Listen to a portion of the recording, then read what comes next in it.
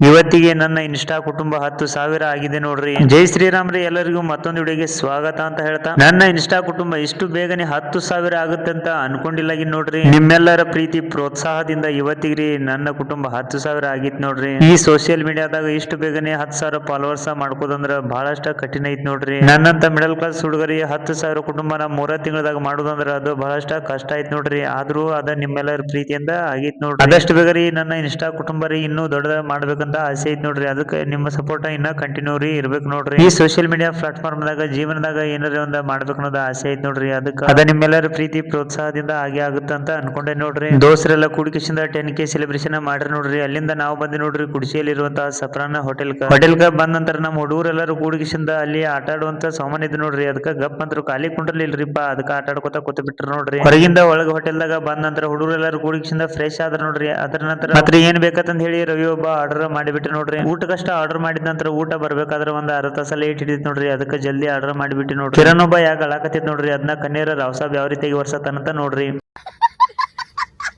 ತಾಯಿನಾಡಿಗೆ support ಮಾಡೋದ್ಬಿಟ್ಟ ಬೇರೆಯವರಿಗೆ ಜೈ ಅಂತಾರೆ.